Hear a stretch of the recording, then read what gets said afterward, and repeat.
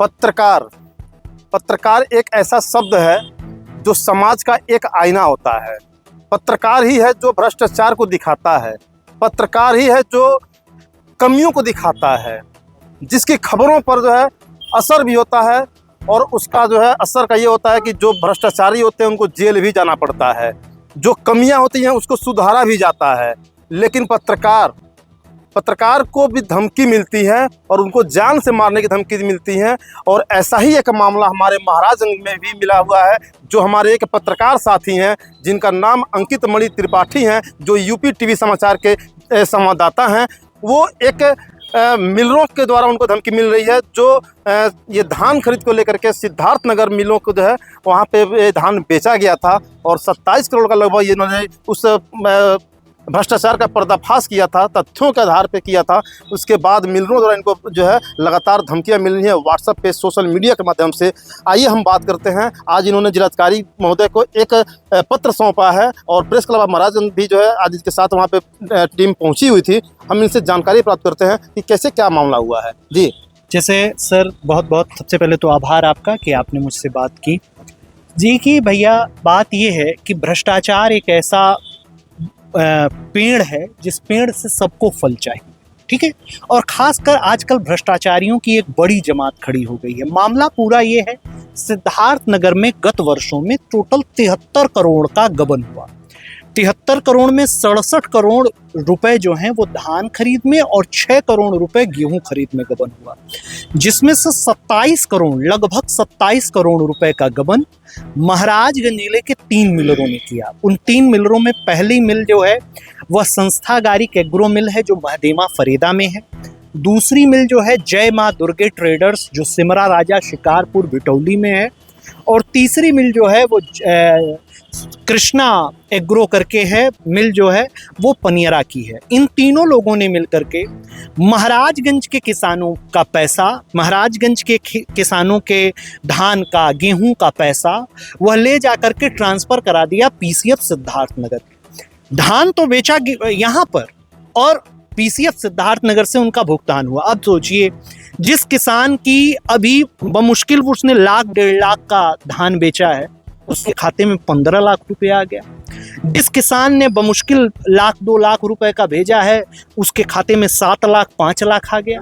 ये कहाँ का भ्रष्टाचार है? ये कैसा भ्रष्टाचार है? और नहीं तो उन किसानों को इस गफलत में रखा गया कि ये तुम्हारा पैसा ये हम दे रहे हैं, मतलब पीसीएफ महाराजगंज दे रही है। जबकि नियम तर्क संगत जो क्रय नीति कहती है, उसमें पहले जहां धान खरीद होती है, गेहूं खरीद होती है, सबसे पहले आपके ब्लॉक पर लगाया जाता है सेंटर, आपके गांव के बगल में लगाया जाता है। गांव के बगल में नहीं है तो आप ब्लॉक पर बेचते हैं, ठीक है, न्याय पंचायत में बेचते हैं। वहां भी नहीं है तो आप तहसील में बेचते हैं, तहसील में भी नहीं है बगल की तहसील बेचते हैं। अब आप मुझसे बताइए, आप भी एक पत्रकार हैं, मैं भी एक पत्रकार हूँ, महाराजगंज जिला किस मंडल का हिस्सा है? गोरखपुर मंडल का हिस्सा है। और सिद्धार्थ नगर किस मंडल का हिस्सा है? बस्ती मंडल का हिस्सा है। क्या पूरे गोरखपुर मंडल में कहीं खरीदारी ही नहीं हो रही थी कि धान को सिद्धार्थ नगर भेज दिया गया? और इस मामले में त्वरित कार्यवाही करते हुए विजय प्रताप पाल, जो मंडल महाप्रबंधक हैं पीसीएफ सिद्धार्थ नगर के, उन्होंने एक ज्ञापन दिया और ज्ञापन के माध्यम से जिलाधिकारी सिद्धार्थ नगर ने एसपी सिद्धार्थ नगर को निर्देशित करते हुए कहा है कि इन सभी दोषियों के खिलाफ गैंगस्टर एक्ट के तहत कार्रवाई की जाए। अब आप सोच लीजिए, उस गैंगस्टर एक्ट की कार्रवाई में वो मासूम किसान फंस गए हैं इन 3 मिलरों के द्वारा, कि जिन किसानों को ये मालूम ही नहीं है कि उनका पैसा सिद्धार्थ नगर से आया। अभी कल परसों की बात है, हमारे साथी हमारे साथ थे अरुण, हम लोग गए थे और एक व्यक्ति बिल्डिंग मटेरियल की दुकान चलाता है अगेया पुल पर। उसने एक बड़े मिलर को, हमारे जिले के बड़े बड़े मिलर है ना, तो हमारे जिले के बड़े मिलर को घर बनाने के लिए छड़, सीमेंट, बालू, गिट्टी जो भी दिया था, उसका पैसा था कुछ, वो पैसा उसको चाहिए था। इन्होंने कहा भाई पैसा चाहिए तो खाता नंबर दो। खाता नंबर जब उससे मांगा और उसमें पैसा ट्रांसफर करा दिया पीसीएफ सिद्धार्थ नगर से। अब उन 183 लोगों में जिनके खाते में ट्रांसफर हुआ है ओंकार भाई पैसा, उसमें उस व्यक्ति का भी नाम है। गैंगस्टर एक्ट के तहत उस पर भी कार्रवाई हो। कहीं वो जेल चला गया तो कौन जिम्मेदारी लेगा? ये 3 मिलर जिम्मेदारी लेंगे? नहीं, ये रुपया देकर छूट जाएंगे। यह रुपया देकर ये बड़े बड़ी मछलियां हैं, छोटी छोटी मछलियों को आराम से निगल जाती हैं, ठीक है। तो ये तुरंत पैसा देकर छूट जाएंगे, लेकिन कार्रवाई किस पर होगी? उस बेचारे किसान पर। एक बेचारा किसान है जो एक जगह छोटी सी नौकरी करता है, उस किसान के खाते में 5 लाख रुपए ट्रांसफर कर दिए आपने। बमुश्किल उस किसान के पास बमुश्किल माने 50 से 60 डिसमिल खेत है, 1 एकड़ खेत होगा, और उस किसान जो 1 से 1.5 लाख का उपजाता है, उसके खाते में आपने 5 लाख भेज दिए। क्यों? क्योंकि वो आपके यहाँ काम करता था। तो ऐसे ऐसे किसानों को फंसाया गया है। इन तीनों मिलरों का भ्रष्टाचार जब मैंने उजागर किया, सबसे पहले मुझे सोशल मीडिया के व्हाट्सएप ग्रुपों में मुझे बदनाम करने की साजिश की गई। उसके बाद मैं एक दिन जा रहा था तो मेरा वाहन रोक करके और मुझे ये कहा गया, वो जिस वाहन से वो व्यक्ति था उस वाहन में क्या कहते हैं, आगे और पीछे नंबर प्लेट नहीं था। पुरानी बजाज प्लेटिना थी जिस पे बजाज आगे लिखा रहता था। अब तो प्लेटिना आगे लिखा रहता है ना, पहले बजाज आगे, वो बजाज दबा हुआ था। जिस प्लेटिना में जो क्या कहते हैं, जो हेडलाइट होती है, हेडलाइट के ऊपर का जो भाग होता है उस पर एक शेर बना हुआ था। मैं बहुत अच्छी नीले रंग की प्लेटिना थी, और उससे मुझे धमकी दी गई कि भैया तो के छोड़ी है ना, तू बहुत गलत कर रहा था। ये भैया जो कहा ये कौन था, पहचानते उसको?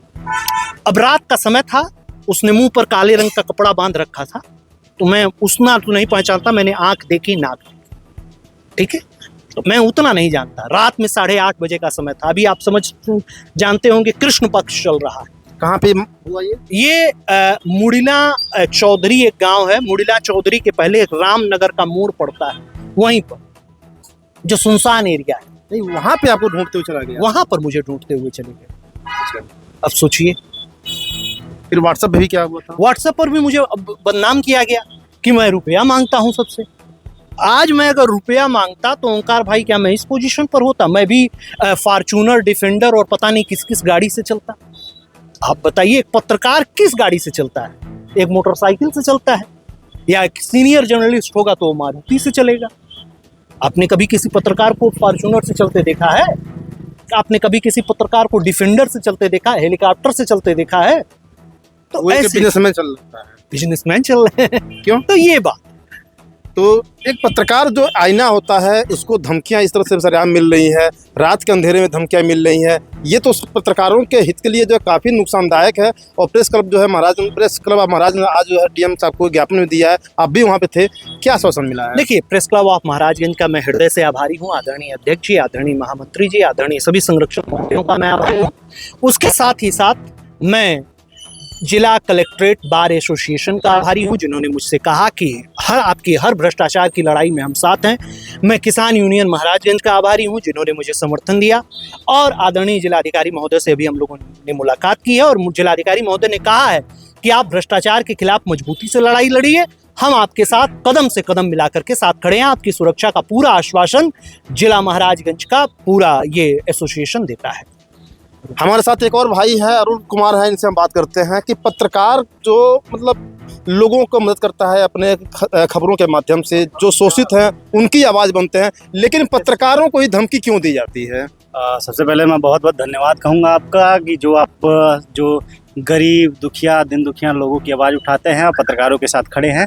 पहले तो आपको बता दूं, हमारे एक वरिष्ठ साथी हैं अंकित मणि त्रिपाठी जी, जो लगातार जिले के 3 बड़े मिलर हैं, जो 3 बड़ी शक्तियाँ कह लें उनको, 3 बड़ी शक्तियों से ये लोहा लिए हुए हैं, लड़ रहे हैं, और लड़ते हुए उनको खुली चुनौती दे रहे हैं। खुली चुनौती अपने तथ्यों के आधार पर दे रहे हैं, अपने साक्ष्यों के आधार पर दे रहे हैं। हालांकि इनके पास वो मजबूत साक्ष्य हैं, वो मजबूत तथ्य हैं, जिनसे वो उनकी बहुमंजिला इमारत को बुलडोज भी कराने की शक्ति रखते हैं। हालांकि इस पूरे मामले में तिलमिलाए जो 3 बड़े मिलर हैं, वो लगातार इनको धमकियां दे रहे हैं, इनके पीछे अपने गुर्गे लगा रखे हैं, और वो गुर्गे लगातार इनके पीछे लगे हुए हैं। दिन हो या रात हो, इनके पीछे इनकी रेकी कर रहे हैं, और इनके पीछे लगकर इन्हें लगातार इनकी साइकिल रोककर, इनके पैदल आता जाता देखकर इन्हें तमाम तरह की धमकियाँ दे रहे हैं।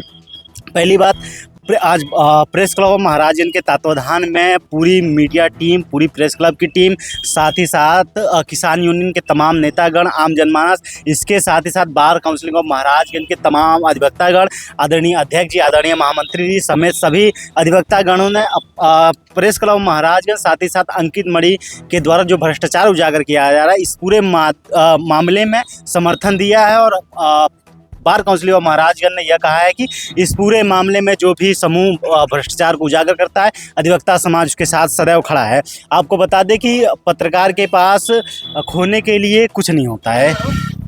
एक पत्रकार पूरा जीवन एक कमा पाता है तो सिर्फ वो मान सम्मान लोगों के लिए लड़ पाता है, यही एक उसकी कमाई होती है, जो गाढ़ी कमाई होती है। इसे डगमगाने के लिए जो भ्रष्टाचारी होते हैं, जो अवैध गतिविधियों में संलिप्त लोग होते हैं, वो पत्रकारों पे तमाम तरह के आरोप लगाते हैं जो झूठे आरोप होते हैं।